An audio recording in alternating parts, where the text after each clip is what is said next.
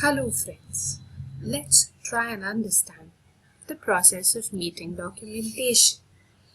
As you'd all agree, meetings are an integral part of business processes. Important decisions are taken during meetings.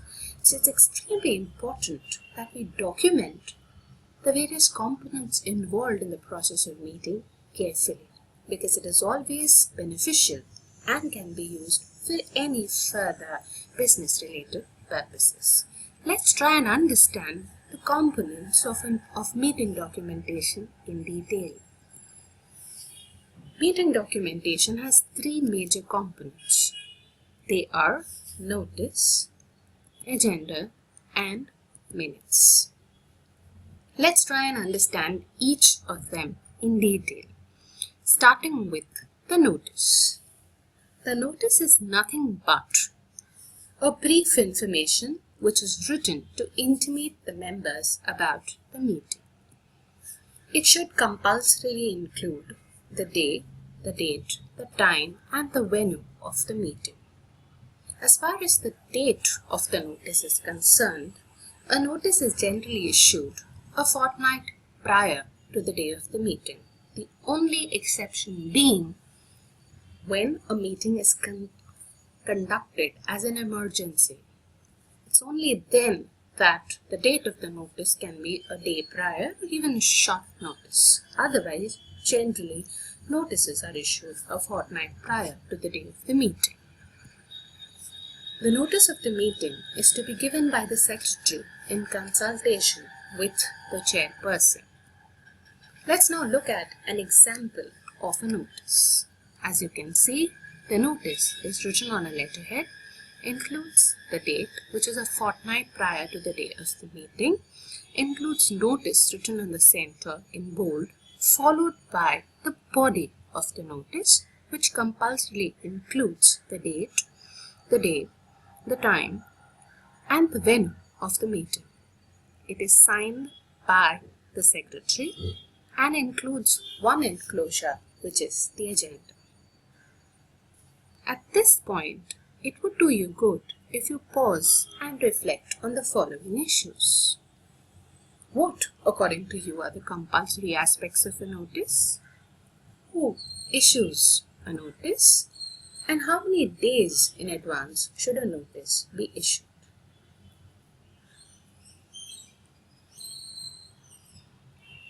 Let's move on to the next item in the process of meeting documentation, and that is the agenda. The agenda is nothing but things to be taken up for discussion during a meeting. It is generally drafted by the secretary in consultation with the chairperson. Agenda is written in the form of points.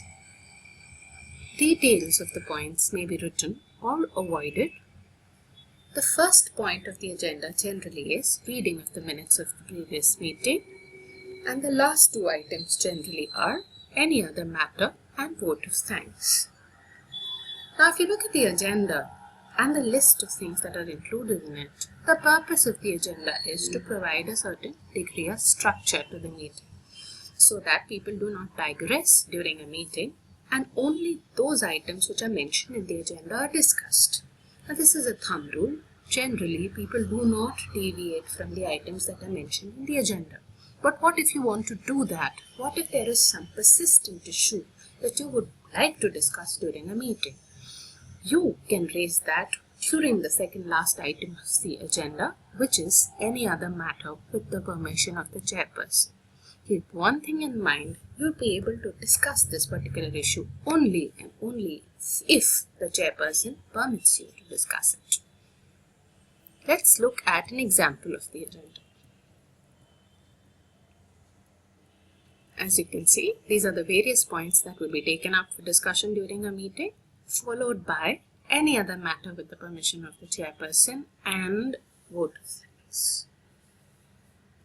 This is again signed by the secretary. At this point, we can again pause and reflect on the following issues. What are the advantages of having an agenda for a meeting? What are the default items of an agenda?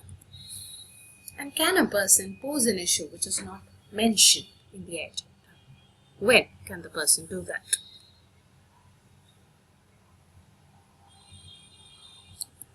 Let's move on to the last part of the process of meeting documentation, and they are the minutes.